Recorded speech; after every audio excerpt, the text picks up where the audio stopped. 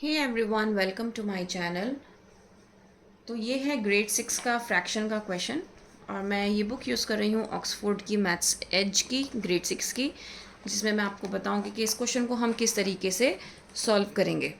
Okay, तो सबसे पहले हमारे 35 minutes of 3 whole 1/2 hours given है। तो हमें क्या करना है, आवर्स को मिनट्स में चेंज करना है। जो बिग यूनिट होती है उसको स्मॉल यूनिट में चेंज करना होता है। तो सबसे पहले आवर्स को चेंज कर लेते हैं, इस मिक्स्ड फ्रैक्शन को चेंज कर लेते हैं इम्प्रॉपर फ्रैक्शन में। सो 3 × 2 इज़ 6, 6 + 1 इज़ 7। सो 7/2 आवर्स ये आपका इम्प्रॉपर फ्रैक्शन में चेंज हो गया है।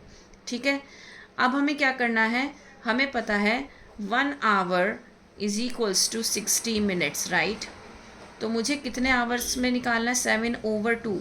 तो 7/2 आवर्स को 60 मिनट से आप मल्टीप्लाई कर दो, फिर आपको क्या आ जाएगा, मिनट्स में कन्वर्ट हो जाएगा। जब भी हमारे पास इस तरीके का कोई भी क्वेश्चन होता है तो हम कोशिश करते हैं कि उसको यहीं पर सिंप्लीफाई करें। सिंप्लीफाई का मतलब होता है या तो अप एंड डाउन आपको डिवाइड करना होता है किसी भी एक डिजिट से जो कि दोनों नंबर्स में आती हो। जैसे कि अगर मैं कहूँ यहाँ पे 7 की जगह 6 होता तो 2 के टेबल में 2 भी आता है और 6 भी आता है, तो मैं 2 से डिवाइड कर सकती थी। बट यहाँ पर 7 है तो मैं नहीं कर सकती। तो अब मैं क्या करूँगी, क्रॉस वाइज चेक करूँगी क्या 2 के टेबल में 60 आता है, क्योंकि 2 और किसी के टेबल में नहीं आएगा। मुझे एक ही टाइम्स टेबल यूज़ करना है न्यूमरेटर और डिनोमिनेटर दोनों के लिए। तो यहाँ पर 60 आ जाएगा, 2 × 1 = 2, 2 × 3 = 6, 2 × 0 = 0। तो यहाँ पर मेरा सॉल्व हो गया। अब मैं 7 की और 30 की मल्टीप्लाई करूँगी। सो 7 × 3 = 21। सो 210 मिनट्स में मैंने इसको कन्वर्ट कर लिया।